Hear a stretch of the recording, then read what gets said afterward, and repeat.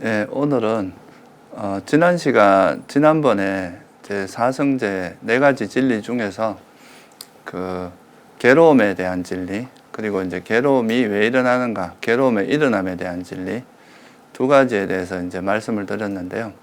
오늘은 꼭 간단히 한번 다시 그 이야기를 짚어보고 나머지 두 가지 진리인 괴로움의 소멸에 대한 진리, 그래서 멸성제와 또 괴로움을 소멸로 인도하는 그 도닦음, 수행에 대한 진리, 그 도성제에 대해서 설명을 드리려고 합니다.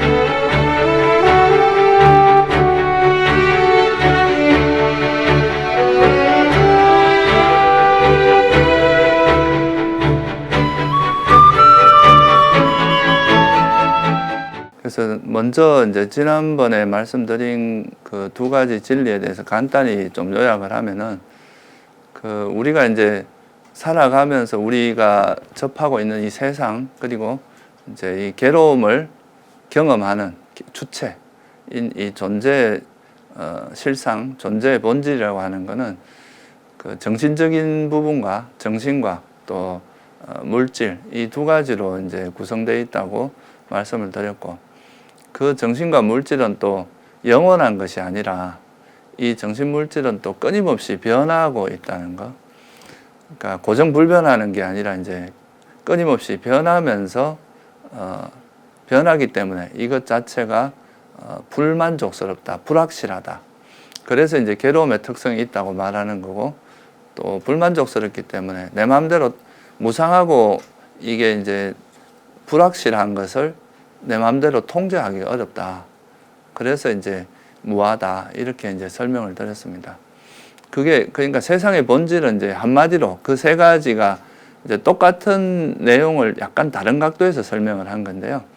그 중에서도 특히 불교는 괴로움과 괴로움의 소멸에 대한 가르침이니까 특히 이제 괴로움에 대한 진리다. 이렇게 이제 설명을 했다 그랬죠. 그리고 그럼 괴로움이 왜 일어나느냐? 우리가 이제 물질과 정신과 이 몸과 마음, 그러니까 다시 쉽게 말하면 그걸로 이루어져 있는데, 그럼 우리한테 일어나는 괴로움은 왜 일어나느냐? 이제 여러 가지 이유가 있겠지만 가장 근원적인 이유는 그 우리 마음이 어떻게 작용하냐에 따라서 그 이제 괴로움이 일어나는데, 특히 그 우리가 이 세상은 변하기 마련이고 또 불만족스럽고 내 마음대로 통제가 안 되는데, 그거를 우리는 순간적으로 착각을 자꾸 해요. 마치 이제 영원한 것처럼, 이게 되게 확실한 뭔가 있는 것처럼, 그리고 내 마음대로 통제할 수 있다고 생각하는 이런 이제 착각이 일어납니다. 그게 이제 일종의 어리석음인데, 그런 어리석음이 있으니까 뭔가 우리한테 있는 것들이 영원하길 바라고 또 확실한 것이길 바라고 또 내 마음대로 통제할 수 있는 것이길 바라는 이런 이제 집착, 이걸 우리가 이제 탐욕이라고 하죠. 또는 갈해. 그래서 그런 집착이 일어나고, 그 집착이 있으면은 또 그 집착의 반작용으로서 원하는 것이 이루어지지 않으면 화가 나고, 또 원하는 것이 이루어진다 하더라도 이거 또 사라지면 어떡하지 하는 그런 두려움과 초조함, 이런 것들이 일어납니다. 그래서 이것을 이제 총칭해서 탐욕, 성냄, 어리석음을 기반으로 해서 탐욕이 일어나고, 또 탐욕이 있으면 성냄이 발생하는 이런 것 때문에 이제 우리가 괴로움이 일어난다. 이렇게 이제 부처님께서 말씀을 하신 거죠. 그러니까 우리가 뭐 돈이 없고 뭔가 집이 없고 차가 없고 이런 외부적인 대상이 없어서 괴로운 것도 있지만, 그 대상보다는 좀 더 원초적으로는 우리 마음에서 이제 있는 그런 어리석음이나 탐욕, 성냄, 이런 것들 때문에 이제 실질적으로는 괴로움이 일어난다. 그래서 이 탐진치라고 하는 요 세 가지, 탐욕, 성냄, 어리석음이라고 요 세 가지가 바로 괴로움의 주된 원인이다. 그렇게 이제 말씀을 드린 겁니다.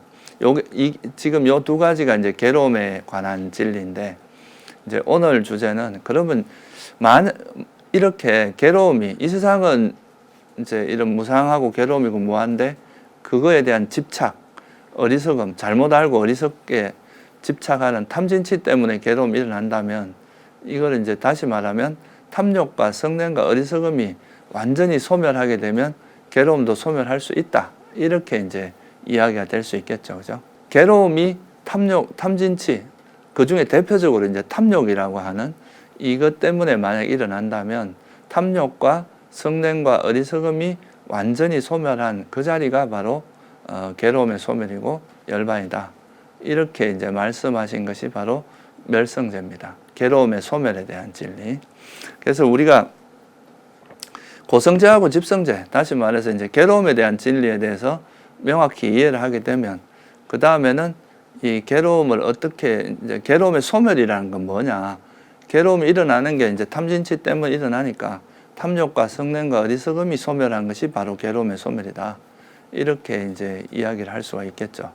그게 바로 이제 멸성제, 그 괴로움의 소멸에 대한 진리인 멸성제라고 이야기할 수 있습니다. 그래서 이제 우리가 보통 괴로움의 소멸을 뭐로 표현하냐 하면 열반이라고 보통 열반이란 말을 많이 들어보셨을 겁니다.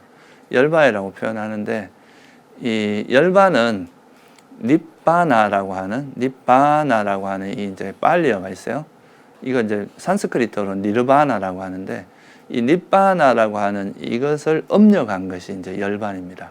중국에서 음으로 따서 이제 번역을 한 거죠. 근데 이 열반의 뜻이 뭐냐 하면은 니라는 거는 이제 없다 이런 뜻이고 바나라는 건 묶다 이런 뜻이에요. 그러니까 묶임에서 풀려난, 그러니까 뭔가 묶여 있는 것이 없다 이런 뜻이잖아요. 그러니까 그게 뭐에 대해서 묶여 있느냐 하면 탐욕이나 성냄이나 어리석음에 묶여 있던 게 없어졌다, 풀어졌다 이런 뜻으로 이제 그 열반을 그 용어를 쓰게 된 거죠. 닙바나라는 용어가. 또 다른 뜻은 어떤 뜻이 있느냐 하면 이거의 동사형이 닙붓디라고 하는 건데 이거는 불이 꺼지다 이런 뜻이 있어요. 그러니까 우리가 탐욕과 성냄과 어리석음에 불이 이렇게 막 타다가 그 불이 싹 꺼진 상태, 그런 거를 우리가 열반이라고 이야기하기도 합니다. 그래서 어원적으로 이제 열반이라고 하는 거는 두 가지 의미로 이제 조금 더 풀어서 이야기할 수가 있는데요. 먼저 이제 우리가 괴로움이 일어나는 건 탐욕과 성냄과 어리석음 때문이라 그랬잖아요. 그러니까 이제 탐욕과 성냄과 어리석음이 이렇게 소멸하게 되면 그것이 완전히 소멸한 사람은 우리가 뭐라고 하냐, 깨달은 사람이라 그러기도 하고 이제 아라한이라고 이제 이야기를 해요. 이 아라한은 이제 탐욕과 성냄과 어리석음이 완전히 소멸하게 되는데 이런 상태를 우리가 굳이 구분을 하자면 유여열반이라고 합니다. 왜 유여란 말은 무슨 말이냐면 남은 게 있다 이 말입니다.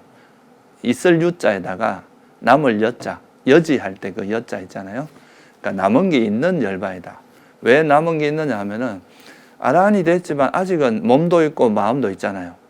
아직은 이제 이 우리가 태어나면서 이제 형성된 이 몸과 마음이 있는, 특히 이제 몸이 있기 때문에 아직 아라한이 됐다 해도 정신적인 고통은 이제 사라졌지만 뭐 예를 들어서 병에 걸린다거나 어디 뭐 찔렸을 때 아픈다거나 이런 것까지 벗어나지 못하거든요. 그러니까 아라한이 되고서 아직은 이제 몸과 마음이 있으니까 아직은 그래도 번뇌는 다 소멸됐어요. 탐진치는 소멸했지만, 그래서 열반에 이르렀지만 아직은 남은 게 있다. 몸과 마음에 남은 게 있다. 그래서 그걸 유여열반이라고 하고, 보통 이제 이런 아라한이, 그러니까 유여열반의 상태죠. 이런 아라한이 이제 유여열반이 있기 때문에 우리가 법문도 하고 사람 이제 다른 존재들을 위해서 법문도 해주고 이럴 수 있는 그 근거가 되는 거죠.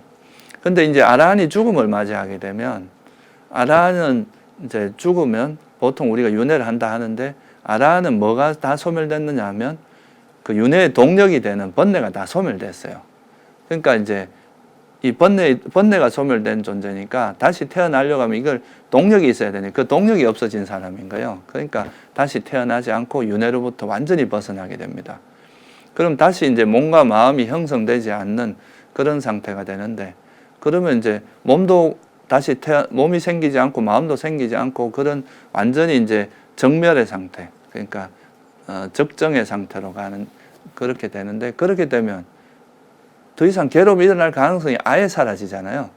그러니까 그런 거는 무여열반이라고 합니다. 남은 게 하나도 없다.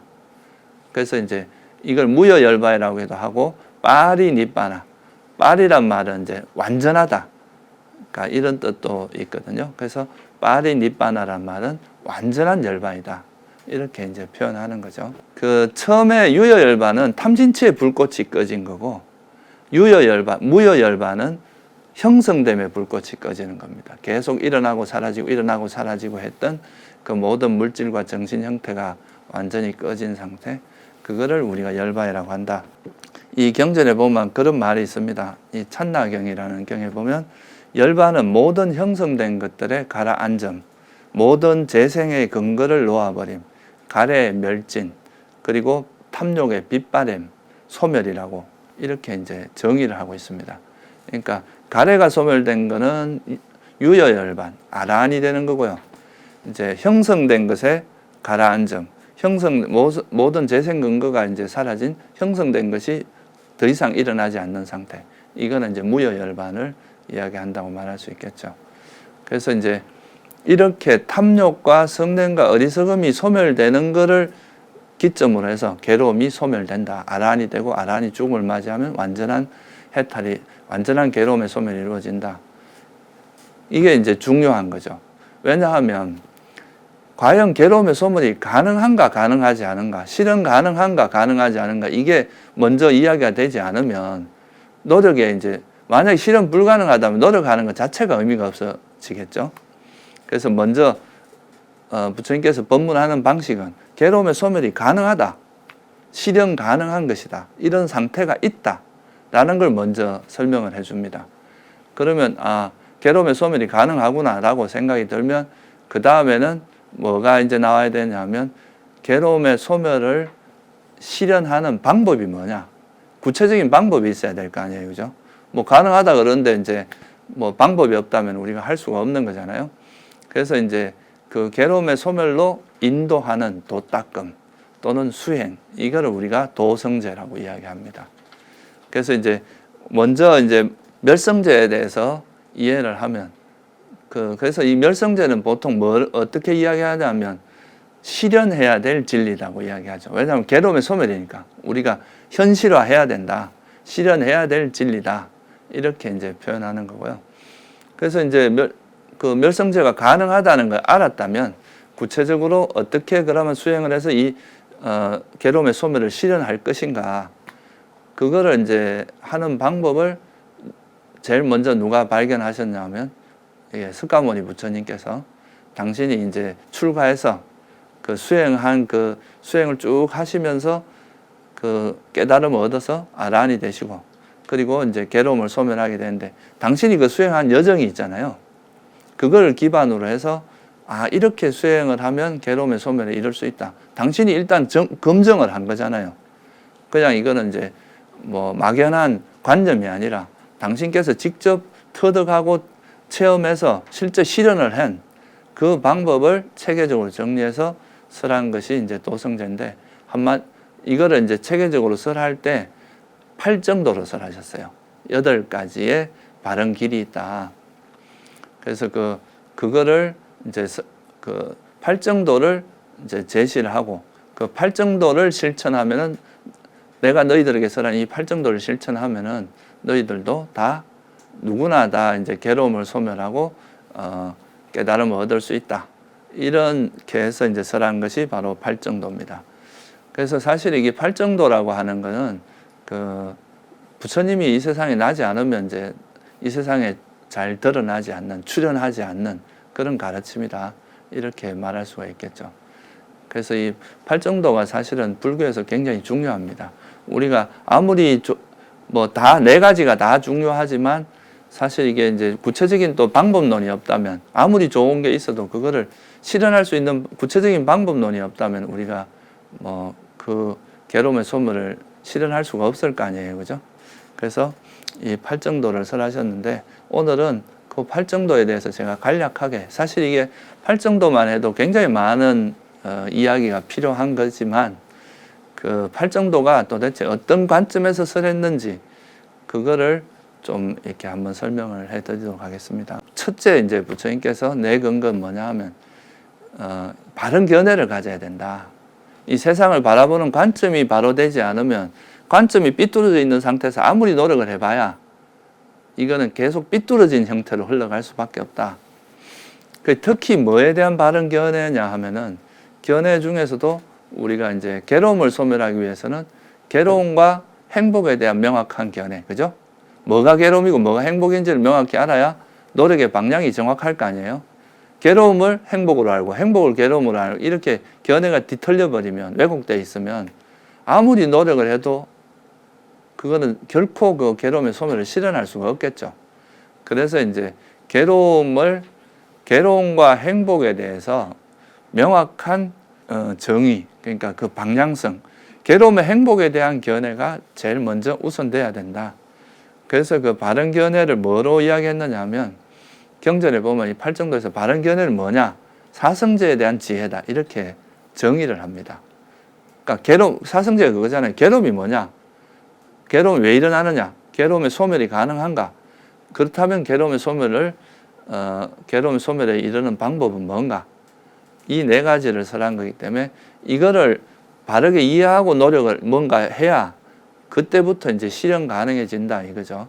그래서 이 바른 견해가 가장 중요하게 부처님께서 강조한 거고, 그러니까 팔정도의 시작을 바른 견해로 한 거는 견해가 바르지 않으면 내가 동쪽으로 간다 그래 놓고 서쪽으로 가면 결코 뜻을 이룰 수 없잖아요. 그러니까 이제 그거를 가능하게 하는 것이 바로 바른 견해다. 그래서 이제 일종의 부처님께서 세상을 보는 그런 견해를 우리가 배우는 겁니다. 깨달은 눈으로 바라봤을 때 그 눈, 세상을 보는 눈, 특히 괴로움과 행복에 대한 견해, 그거를 바르게 한 다음에 그래야 괴로움을 버리고 행복을 실현할 수 있다 이 말이겠죠. 그러면 이걸 어떻게 하면 이제 이걸로부터 벗어날 수 있느냐? 그러니까 이제 탐욕을 버리고 성냄을 버리고 어리석음을 버리는 그것이 없는 그 마음 상태를 개발하는 것이 유익하다. 이거는 개발해야 될 상태다. 이렇게 이해하는 게 도성제의 관점이라고 볼 수 있습니다. 이런 견해가 딱 있어야, 예를 들어서 내가 이렇게 뭔가를 하는데 거기에 대해서 내가 막 화가 일어났어요. 그럼 이 마음은 화라고 일단 알아야 되고, 그죠? 그럼 이 화는 개발해야 됩니까? 버려야 됩니까? 이거는 버려야 될 거라고 정확히 통찰하면 그 방향으로 노력이 되니까 이건 나중에는 결국은 괴로움으로부터 벗어날 수가 있겠죠. 근데 내가 지혜가 딱 어떤 사람을 봤는데 되게 그 사람의 괴로움을 들어주고 싶은 연민심이 일어났어요. 그러면 그거는 이런 마음은 유익한 마음이다. 이렇게 생각을 하면 그 사람이 나를 알아주든 안 알아주든 이 행위 자체가 유익한 거니까 행할 수 있겠고 이걸 개발하겠죠. 그러니까 이런 거는 이게 유익한 거고 이거는 개발해야 될 마음이라는 걸 정확히 알아야 그렇게 노력을 할 거 아니에요. 그죠? 그래서 이런 이제 사성제의 관점을 명확히 아는 것은 굉장히 중요합니다. 요즘 또 뭐 예를 들어서 우리가 세상이 워낙 복잡하게 돌아가는데 이거를 내가 원하는 대로 됐으면 좋겠어. 이렇게 이제 내 마음대로 통제하려고 하고 내가 원하는 방향대로 되기를 바란다. 이것도 현실적으로 불가능합니다. 너무 복잡해요. 내가 원하는 게 있으면 또 다른 사람도 원하는 게 있고 이게 70억이 원하는 게 있는데 그게 내가 원하는 방향대로만 굴러가지 않는단 말이에요. 그걸 인정을 해야 돼. 근데 이거를 인정 못하고 내가 원하는 대로 할 거야 라고 하는 거 이런 것도 어리석음이고 그런 걸로 인해서 이제 문제가 생긴단 말이에요. 그러니까 그런 거는 포기를 해야 되는 겁니다. 그래서 이렇게 이제 그 명확한 세상을 바라보는 명확한 관점이 있으면 이거는 괴로움의 길이다. 이건 괴로움의 소멸의 길이다. 이런 걸 명확히 하니까 내가 해야 될 것과 안 해야 될 것 이런 게 되게 뚜렷하고 그게 이제 소위 말하는 가치관이 명확하게 잡히겠죠. 그래서 그런 어떻게 보면 불자로서의 가치관을 확실하게 해주는 것이 바로 바른 견해라고 할 수 있습니다. 그래서 이건 이제 사성제의 관점으로 보는 거는 좀 이제 되게 중요한 거고, 요걸 조금 더 간단하게 간략하게 말씀을 드린다면 이것이 선한 것인지 불선한 것인지 이거 두 가지를 구분하는 것만 해도 되게 중요합니다. 내가 어떤 마음을 일으키는데 이 마음은 괴로움을 결국은 지금 당장은 좋은 것 같지만 괴로움을 계속 일어나게 만드는 요인이다 라는 걸 아는 거죠. 우리가 예를 들어서 누가 막 나를 괴롭혔는데 한번 이 복수를 하면 되게 마음은 시원할지, 그 순간은 되게 기분 좋을지 몰라도 사실 이걸로 인해서 계속 마음이 불편하고 그걸로 인해서 나중에 또 그 사람이 또 나한테 복수를 하게 돼요. 그런 문제들이 계속 일어나기 때문에, 그래서 그런 우리가 이런 성냄이 언뜻 보기에는 좋은 것 같아도 사실은 이게 괴로움이 일어나는 거다. 이렇게 하면 이걸 버리려고 하겠죠. 그죠? 그래서 유익한 법과, 다시 말하면 선법과 해로운 법, 불선한 마음을 구분할 줄 알면 선한 마음은 개발하고 불선한 마음은 버리는 쪽으로 노력을 할 거 아니에요. 그죠? 이것도 바른 견해라고 합니다. 간략하게 말하면. 사성제에 대한 견해를 바른 견해다 이렇게 말하지만 더 간단하게 말하면 선과 불선을 구분하는 지혜도 이제 바른 견해다. 왜냐하면 이게 집성제하고 도성제잖아요. 그러니까 요 두 가지를 구분하는 것만 해도 우리가 가치 기준이 좀 명확해질 수 있다. 그렇게 볼 수 있습니다. 그래서 바른 견해는 일종의 이제 우리가 세상을 바라보는 올바른, 요즘 말로 하면 가치관을 형성하는, 불자로서의 가치관을 형성하거나 견해, 바른 견해를 만들어 관점을 명확하게 하는 그런 거죠. 그리고 내가 그게 있어야 앞으로 이제 뭐 어떤 행동을 하거나 살아가면서 그 방향성이 정해지는 거거든요. 그러니까 어떻게 보면 불자가 가야 될 방향을 정확히 잡아주는 거다. 이렇게 보면 됩니다. 그래서 이 견해는 두 가지가 있거든요. 바른 견해가 있고 이제 그릇된 견해가 있는데, 이 그릇된 견해가 굉장히 위험합니다. 예를 들어서 인과는 없어 이렇게 생각하는 사람이 있다고 보세요. 부처님은 이제 유익한 행위를 하면 좋은 결과가 오고 해로운 그 마음을 일으키면 좋은 결과가 오고, 나쁜 결과가 온다고 말씀을 했는데, 근데 인과가 없어 그러면 내가 무슨 행위를 해도 아무 상관없다 이렇게 견해를 갖고 있는 사람 같으면 사람을 죽이고도 그거에 대해서 잘못된 것도 모르고, 그죠? 남을 해치고도 그게 자기가 뭘 잘못했는지도 모른단 말이에요. 남을 막 이렇게 폭력을 행사하고 막 때려놓고도 난 아무 잘못 없다, 뭐 이렇게 생각할 수도 있다는 거죠. 그래서 이 그릇된 견해가 있으면 그걸로 인해서 파생되는 게 굉장히 많고, 그래서 이 사견은 사실 부처님께서 가장 경계해야 되고 가장 비난받아야 될 거다. 차라리 어리석은 사람은 가르치기가 쉬운데 그릇된 견해로 가득 차 있는 사람은 가르치기도 어려워요. 말을 안 들어요. 자기 견해에 너무 꽉 박혀 있기 때문에 그 견해를 놓지 않는 한은 좋은 말이 들어갈 수가 없거든요. 그래서 이 바른 견해가 제일 중요하다. 그래서 이제 팔정도에서 처음으로 내놓은 게 바른 견해입니다. 그 바른 견해가 이제 딱 서면은 그 다음에는 뭐냐면 바른 사유. 이거는 뭐냐면 바른 견해가 있으니까 바른 견해에 맞게 사유하는 게 바른 사유라고 할 수 있습니다. 예를 들어서 여러분들이 어떤 사람한테 이제 되게 억울한 일을 당했어요. 그래가지고 그 사람에게 복수하고자 하는, 그 사람에게 대한 미움 때문에 그 화에 대한 생각을 계속 해요. 이런 거는 유익하겠어요? 해롭겠어요? 본인도 괴롭게 할 뿐만 아니라 그걸로 인해서 이제 만약에 그런 복수를 했다 해도 그것 때문에 또 자기한테 또 괴로움이 돌아오거나 이렇게 계속 악순환이 이루어지잖아요. 그러니까 이런 생각은 해서는 안 되는 거죠. 남을 해치려고 하는 생각이나 적의를 바탕으로 하는 생각, 이런 거는 버려야 될 생각이겠죠. 그 다음에 너무 집착을 해요.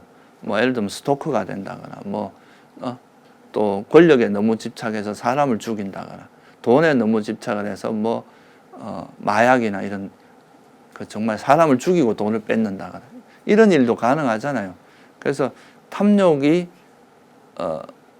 바탕으로 하는 생각이나 성냄을 바탕으로 하는 생각, 이런 거는 버려야 될 생각이고, 근데 이제 탐욕이 없는 이걸 어떻게 이제 탐욕이 없이 집착 없이 뭔가 하는 생각, 그리고 화가 없어서 그러니까 남을 이제 적대감 없이 남에게 적대감이나 악의를 가지지 않고 하는 생각이라든가, 또 남의 괴로움을 덜어주려고 하는 생각, 이런 거는 우리에게 유익한 생각이겠죠, 그죠?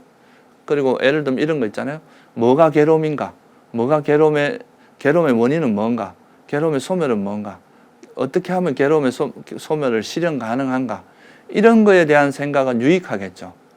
그래서 바른 사유라고 하는 것은 이런 이제 경전에서 이렇게 두 가지 형태로 설명이 되고 있습니다. 하나는 탐욕이 없는 생각이 바른 사유다. 성냄이 없는 생각이 바른 사유다. 성냄 없이 하는 생각, 그죠? 예를 들면 남에게 남을 도와주려고 하는 생각, 이런 건 좋은 생각이잖아요.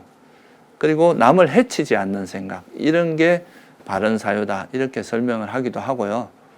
또 다른 방향으로는 뭐라고 설명하냐면 사성제에 대해서 생각하는 게 바른 사유다.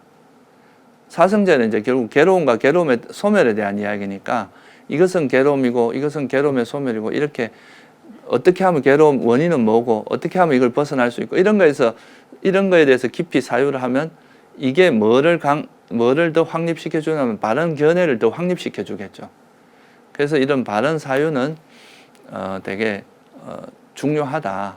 근데 그 사유는 바로 탐욕과 성냄이 없는 사유를 한다거나 사성제 같은 진리에 관해서 사유하는 거, 이런 거는 바른 사유라고 한다. 이렇게 이제 설명을 하고 있습니다. 보통 이제 우리 그 나라에서는 보통 이제 그 수행을 가리키는 곳에서 생각을 무조건 버려라, 생각은 안 좋은 것이다, 이렇게 설명하기도 하는데요. 근데 생각이라고 무조건 안 좋은 건 아니고, 그러니까 바른 생각, 바른 사유가 있고 그릇된 사유가 있다. 그릇된 사유는 버려야 되지만 바른 사유는 개발해야 된다. 생각을 너무 안 하면 바보가 돼버립니다. 우리가 뭐 수행한답시고 맨날 멍하게 있다 보면 그게 지혜가 없어지고 사람이 바보가 될 수도 있어요. 그러니까 잡다한 망상 같은 거는 하면 안 되죠. 쓸데없는 생각, 뭐 욕심, 집착이나 화를 바탕으로 하는 생각은 버려야 되겠지만, 그 어떤 바르게 어떤 탐욕과 성냄이 없이 뭔가 바른 거를 하기 위해서 하는 생각이라든가 어떤 진리에 대한 생각, 이런 거는 오히려 우리 지혜를 성장시켜주는 요인이 된다. 이런 것도 이해를 하면 좋을 것 같아요. 그 다음 이제 세 번째는 바른 말, 네 번째가 바른 행위입니다. 행위. 그리고 다섯 번째는 바른 생계입니다. 그러니까 앞에 두 가지는 말 그대로 말과 행동이에요. 그러니까 말을 할 때 어떻게 해야 되느냐? 진리에 맞게 말을 해라. 그럼 결국 뭐냐면 내가 막 남에게 기분 나쁘다고 막 거친 말을 내뱉고 이런 거는 성냄을 바탕으로 한 말이잖아요. 그러니까 이런 거는 해서는 안 되는 말이겠죠. 또 내가 너무 집착해서 집착을 바탕으로 하는 말, 이런 것도 하는 건 안 좋겠죠. 그래서 이제 바른 말이라는 거는 그릇된 말이 있어요. 어떤 게 그릇된 말이냐 하면은 거짓말 하는 거, 이런 건 그릇된 말이죠. 그죠? 거짓말 하는 이유는 자기 욕심이나 성냄 때문에 보통 거짓말 합니다. 자기가 뭔가 자기 이익을 위해서, 사기꾼들은 자기 돈을 벌기 위해서 거짓말 하거나 또는 남이 고통받기를 바라면서 거짓말 하거나 이런 게 있잖아요. 그러니까 그런 거짓말을 하거나 거친 말을 하거나 욕설이나 막 이렇게 요즘 뭐 갑질한다 그러면서 막 거친 말하고 욕하고 이런 것들이 다 이제 그릇된 말 중에 하나죠. 그리고 이간질, 저 사람이 너 막 이 사람은 뭐 못생겼다고 하더라, 뭐 저 사람이 너 성격이 그러니까 이제 사람 사이를 벌어지게 하고 이렇게 이간질 시키는 그런 말들이 이제 그릇된 말이고요. 꼭 안 해도 되는 말 같은 이제 쓸데없는 말을 너무 많이 하는 거, 이런 것도 수행상에서는 그릇된 말이라고 합니다. 그럼 바른 말은 뭐냐 하면은, 그러니까 거짓말을 하지 않고 진실한 말을 하는 거죠. 그러니까 항상 진실되게 말을 하면 이거 하나만 잘 실천해도 사람들이 그 사람을 되게 신뢰하거든요. 저 사람 절대 거짓말 안 한다, 이렇게 생각할 수가 있죠. 그리고 거친 말 하지 않고 부드럽게 친절하게, 그러니까 우호적으로 말을 하는 거, 이게 바른 말이고, 또 이간질하지 않고 화합시키는 말을 하는 거, 사람 사이를 이제 서로 사이가 좋게 하고 화합시키게, 쓸데없는 말 대신에 법담을 하라 그랬죠. 가급적이면 생산적이고 진리를 알게 하는 그런 말을 하는 거, 이거를 이제 바른 말이라고 합니다. 이것도 이제 그 기준점은 뭐냐 하면은 이게 괴로움에 유익하냐, 괴로움을 소멸하는데 해로우냐, 도움이 되느냐, 그거에 관점이 있는 거죠. 그릇된 말은 계속 우리의 괴로움이 많이 일어나게 만드는 거고, 바른 말은 뭔가 우리를 오히려 이제 괴로움에서 벗어나서 좀 편안하고 평화롭게 만드는 그런 말이겠죠. 그 말만 잘해도 사실 이 사회생활 하는데 굉장히 유익하죠. 그죠? 그래서 이 바른 말이 있고요. 그다음 바른 행위는 행동을 똑바로 해야 되는데, 이거는 이제 그릇된 행위를 하지 않는 걸로 이제 팔정도에서는 간단히 설명을 하는데, 물론 이 행위는 굉장히 많겠지만 그 중에 대표적인 것만 이야기하는 겁니다. 그릇된 행위는 뭐냐면 살생, 그러니까 생명체를 죽이거나 또는 도둑질, 그러니까 남이 피땀 흘려 해놓은 거를 몰래 훔치는 거. 그리고 이제 그릇된 음행, 삿된 음행, 이거는 이제 바람 피는 거 이야기합니다. 쉽게 말해서 한 배우자에 만족하지 않고 다른 여인을 탐하는 거, 이런 걸 하지 않는 거. 이걸 하는 거는 그릇된 행위고 하지 않는 게 바른 행위다. 살생을 하지 않고 도둑질을 하지 않고 자기가 스스로 땀 흘려서 정당한 방법으로 재물을 얻어야 된다. 그러니까 살생하지 않고 자비를 베풀어야 된다. 살생을 많이 하면 자비심이 없어지거든요. 그러니까 우리가 보통 그 옛날에 그 뭐죠? 되게 유명한 사건이 있었는데, 그 정확하게 지금 기억은 안 나는데 그 사람들이 되게 연쇄살인을 한 사람들인데, 이 사람들이 이제 그 사람을 죽이기 전에 뭘로 연습을 했느냐 하면 짐승들을 이렇게 잡아놓고 그 개나 이런 이제 그런 짐승들을 죽이는 걸 먼저 연습을 했다 하잖아요. 우리가 사소한 생명이라도 자꾸 죽이다 보면 생명의 소중함에 대해서 둔감해집니다. 그러면 이제 더 큰 그런 이제 또는 심지어 사람조차도 죽일 수 있게 되는, 그렇게 되기 때문에 그런 살생을 하지 않고 도둑질을 하지 않는 거, 이게 이제 바른 그 행위다. 그 다음에 이제 마지막 삿된 음행을 하지, 바람 피지 않는 거. 그러니까 이제 가정이 있으면서도 뭐 다른 여자를 타면서 가정이 파탄나고 이런 걸 하지 않는 걸 말하는 거죠. 그래서 이제 언행을 되게 바르게 하는 게 중요하다. 수행하는 사람이 언행이 바르지 않으면 그걸로 인해서 마음이 어지러워지잖아요. 그럼 수행이 잘 될 수가 없겠죠. 그 다음에 이제 세 번째는 바른 생계인데, 이 바른 생계는 소위 말해서 먹고 사는 거 이야기하는 거거든요. 우리가 생계를 유지한다는 거. 사실 이게 그 생명체에게 가장 중요한 문제 중에 하나가 먹고 사는 문제거든요. 사실 동물의 세계로 가면 이 생계가 제일 중요합니다. 그래서 이 생계의 위협을 받으면 사람들이 굉장히 이제 거칠어지고 이것 때문에 되게 문제가 생기게 되는데, 그 생계를 바르게 해야 된다. 특히 나와 남을 해치면서 그런 생계를 얻는 거, 그거는 절대 해서 안 된다. 남의 삶을 파탄에 이르게 하면서 생계. 대표적인 게 뭐 인신매매라든가 뭐 마약, 무기 이런 거 있죠. 독약 이런 거, 이제 나는 생계를 유지할지 몰라도 타인에게 큰 피해를 주는 이런 것들은 절대 해서 안 된다. 그러니까 정당한 방법으로 생계를 유지해야 된다. 이게 이제 세 가지가 있습니다. 스님들 같은 경우는 이제 정진을 해서 열심히 수행해서 옛날로 말하면 탁발을 통해서 이제 생계를 유지하는 이거를 이제 권장했죠. 근데 요즘은 뭐 현실적으로 그런 걸 탁발을 못 하고 있는데, 그러니까 어떤 스님들도 정당한 방법으로 정진을 통해서 이제 그런 생계를 유지하는 그런 거를 이제 이야기한다고 볼 수 있습니다. 그래서 바른 말, 바른 행위, 바른 생계라고 하는 거는 우리 삶의 그 되게 기본적인 거를 청정하게 하는 그런 측면이고요. 그리고 이제 여섯 번째가 뭐냐면 바른 정진. 그럼 노력을 어떻게 할 건가? 그러니까 이제 바른 견해를 갖추었으면 그 바른 견해에 따라서 이제 바라보고, 그 다음에 사유도 하고, 말도 하고, 행동도 하고, 그 다음 생계를 유지하고, 그 다음에 이제 수행을 하기 위해서 노력을 해야 되잖아요. 그죠? 그 노력의 방향이 어떻게 해야 되느냐 하면은, 정진이란 말은 노력한단 말입니다. 애써서, 힘써서 노력한다. 이런 뜻인데, 노력의 방향이 그러니까 욕심을 향해서 쫓아가는 건 바른 노력이 아니다 이거예요. 이거는 욕심이라는 거는 집착이라는 것, 특히 이제 집착이라고 하는 거는 그 괴로움을 오히려 괴로움으로 가게 만드니까 이런 거는 해서는 안 되고, 그래서 이제 바른 정진의 이제 그걸 뭐냐면 해로운 법은 버리고 유익한 거는 개발하라. 유익한 마음은 개발하라. 이게 바른 정진의 기본입니다. 그러니까 바른 견해하고 연관이 될 수밖에 없겠죠. 그죠?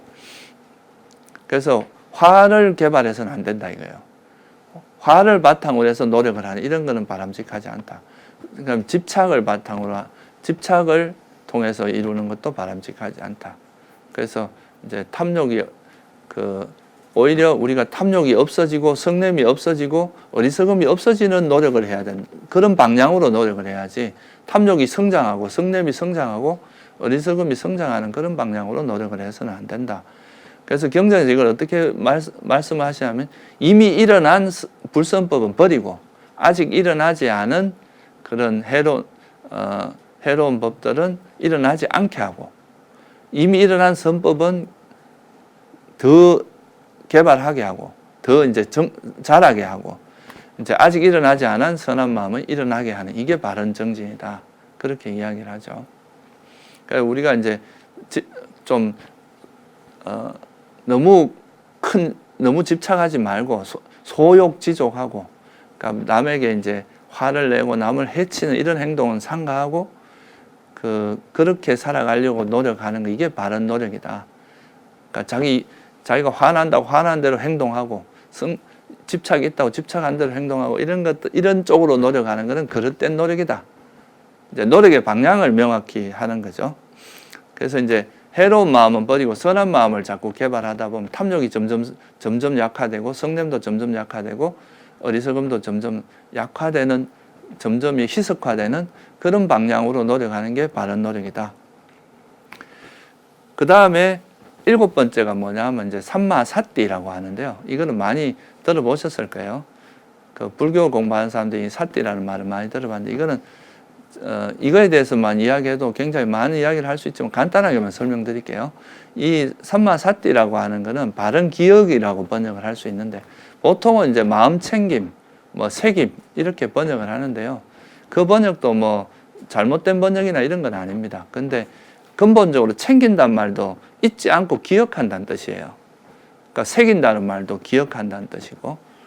그러니까 이건 뭐냐 하면 여러분들 예를 들어서 이 탐욕이라는 거는 해롭다는 걸 잊어버리면 어떻게 되겠어요? 이 탐욕은 위험한 거다 이런 걸 잊어버리면 또 그 탐욕으로 끌려가서 탐욕의 노예가 되길 거 아니에요. 그죠? 또 성냄이 위험한 걸 잊어버린 순간에 또 그 행위를 하게 될 거란 말이죠. 그래서 보통 이제 이렇게 화가 나서 무슨 행위를 한 사람들이 나중에 그런 소리를 많이 합니다. 정신 차리고 보니까 벌써 일을 저질렀더라. 그러니까 이게 이제 그 순간에 이미 망각된 거예요. 그 화라는 게 위험하고 이걸 절제해야 되고 멈춰야 된다는 거를 망각하면 일단 일이 벌어지고 나서 후회한들 이미 좀 많이 늦었고 그걸 수습하기 위해서는 굉장히 많은 노력을 들여야 됩니다. 그래서 우리가 이제 바른 노력을 해요. 그래서 해로운 걸 버리고 유익한 걸 개발하는데 이거를 그대로 우리 마음에서 잊어버리지 않고 딱 정착시키는 과정이 바른 기억입니다. 여러분이 세속에서도 뭔가 공부를 했으면 그 공부한 걸 잊지 않고 그걸 완전히 자기 걸로 만들어야 그게 자기 실력이 되는 거잖아요.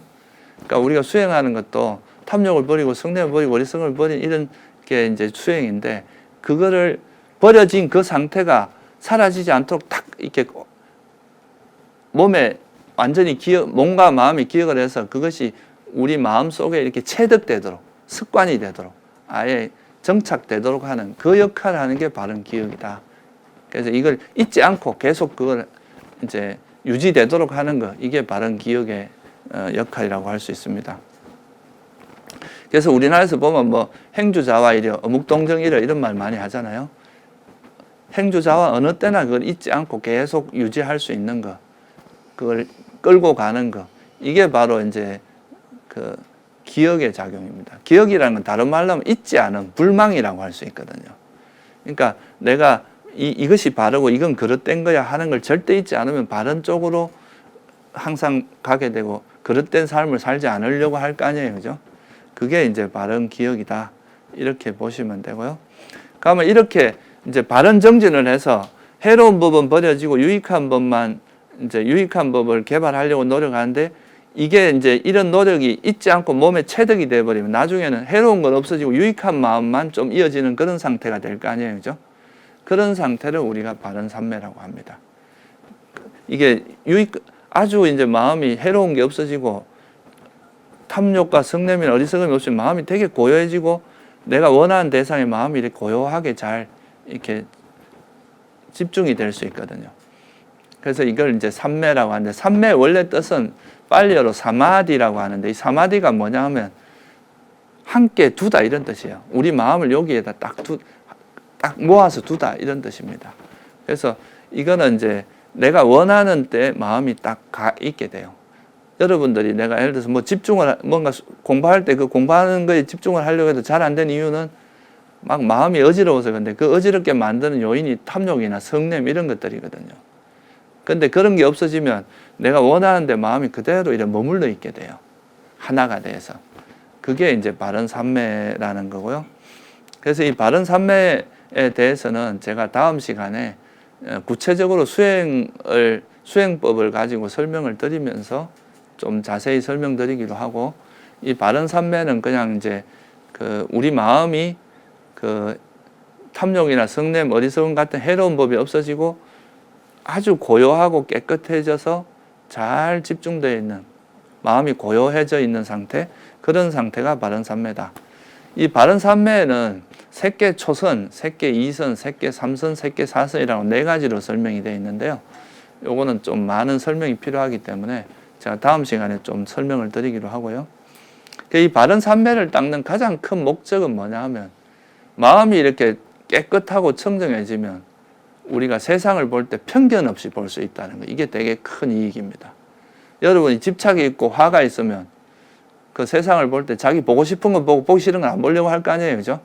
그게 아니라 이런 마음이 없어진 상태가 되면 우리가 사물을 볼 때 그냥 있는 그대로, 그냥 그 편견 없이 볼 수 있는 그런 게 그런 마음 상태가 되기 때문에 이걸 바탕으로 해서 지혜가 개발될 수 있습니다. 불교에서 말하는 사물의 실상.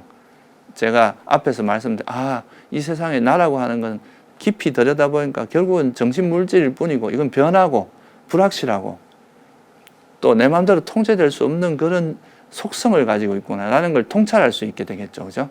그러니까 이건 해로운 거고 이건 유익한 거다. 이런 걸 이제 통찰할 수 있는 그런 바탕이 되기 때문에 그게 가장 큰 이익입니다. 바른 삼매. 그러니까 삼매가 바로 지혜의 기반이 된다. 경전에서 이제 항상 이야기하는 게 바른 삼매가 지혜의 기반이 된다. 여러분 마음이 어지러우면 지혜가 안 생긴다는 거죠. 그래서 이제 이 바른 삼매를 바탕으로 지혜가 생기고 그 지혜가 또 바른 견해가 되거든요. 그럼 또 바른 견해에서 바르게 사유하고 바르게 말하고 바르게 행동하고 바르게 생계를 유지하고 이건 기반이 되고 또 바르게 정진하고 바르게 기억하면 또 바른 삼매가 이루어지고 이렇게 선순환이 이루어지게 되는 게 팔정도의 그거다. 그래서 이게 이제 그 팔정도라고 하는 것이 바로 팔정도는 그러니까 유익한 법들의 대표적인 겁니다. 그러니까 이 팔정도 외에도 뭐 경전에 보면 뭐 칠각지라든가 또 다른 뭐 여러 가지 사무량심, 그러니까 자비, 자애, 연민, 뭐 함께 기뻐함, 평온 이런 마음도 설명이 되어 있는데 그런 거는 이제 제가 여기서 다 설명드리긴 어렵고, 그래서 팔정도를 기본으로 해서 팔정도를 닦는 것이 괴로움의 소멸로 인도하기 때문에 이게 바로 유익한 법, 우리가 이런 건 개발해야 될 진리다. 그래서 그 도성제, 특히 팔정도는 뭐라고 이야기하냐면 이거는 개발해야 될 진리다. 이렇게 이제 표현을 합니다.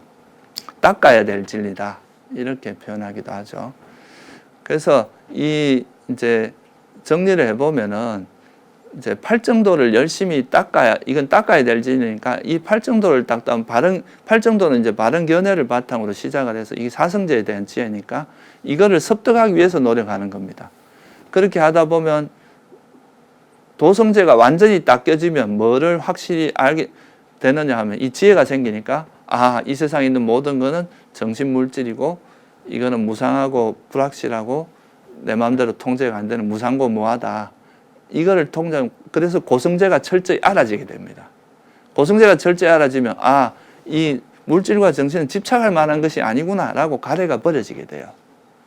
그러면 집성제가 버려지게 되겠죠. 그러면 집성제가 버려지면 멸성제가 실현되죠. 그죠? 이게 바로 부처님의 그 소위 말하는 사성제를 통해서 어떻게 깨달음에 이르는가 하는 큰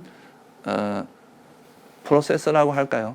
그런 그 어떻게 이제 당신이 깨달은 방향대로 다른 사람들도 깨달을 수 있는가 하는 것에 대해서 설명을 하고 있습니다.